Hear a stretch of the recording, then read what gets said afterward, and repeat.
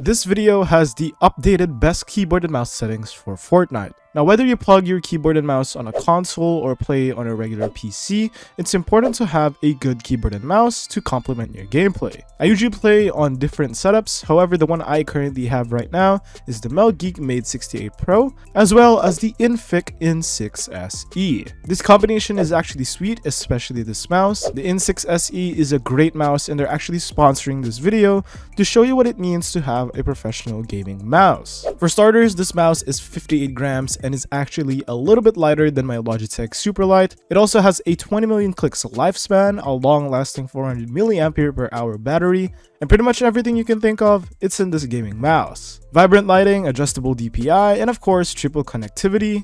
2.4 GHz, Bluetooth or wired, you name it, this one has it. All of these features packed in a mouse that will only cost you $29.99, which is such a massive steal. I'm not biased when I say that this is probably one of the best value gaming mice in the market because it provides both quality performance and of course the affordable price tag. If you guys want to pick up this mouse yourself, then head on over to the first link in the description.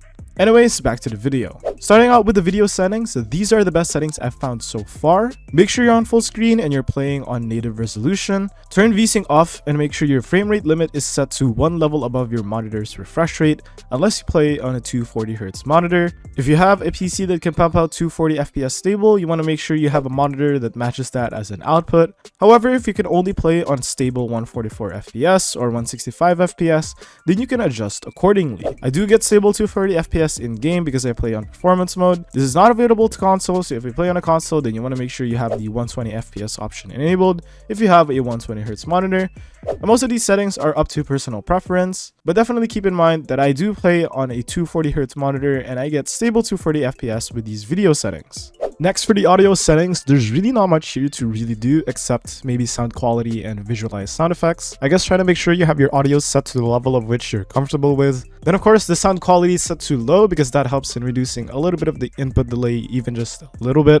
Then obviously play on visualize sound effects. There are a lot of things in Fortnite that you're just not able to hear. So having something shown on screen like that is a lot easier and it helps you react faster. And it may be even the reason why you'll be alive in many situations. As for the communication settings, again, there's really not much here to change. Just make sure your microphone is actually what it says on the input device, because you wouldn't want your webcam microphone or another microphone to take place of your actual good microphone. Communication is still very important in Fortnite, especially if you're playing on console and you play with friends. You probably need this setting a lot. Heading on over to the game settings, where a lot of changes have to be made. For language and region, make sure you're playing on the server closest to you. For me, it's Asia, and I know it says 70 ping right there, but when I play on exit lag, as you can see in some of my videos, it's usually around 30 to 35 ping. Then I have some important settings here that you should enable. Toggle sprint is one of them because you don't want to be holding your sprint keybind too much. So if you're given a chance to only press it once, then that's a whole lot better than having to hold the button plenty of times. Then have auto open doors enabled just because it removes one extra key press, and that also helps when you're in the middle of an edit and you accidentally mess up. Enabling this setting sort of keeps your momentum safe even though you did mess up on the edit. Make sure the hold swap pickup is on. That's a setting we're going to talk about later on the Keybinds section. Auto pickup weapons should be off because that's just incredibly annoying and it just adds more input delay.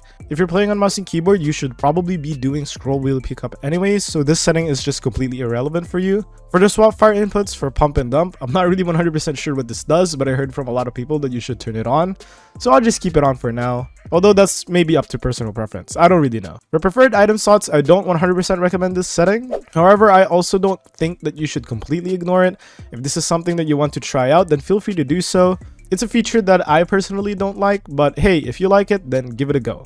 Then you want to make sure both these settings are enabled. Though reset building choice is more for controller players than it is for a mouse and keyboard player, so I guess you can kind of ignore this setting, but just keep it on for now. Next up is the editing category, which is where it gets even more interesting. I don't play on simple edit, but you can if you want to.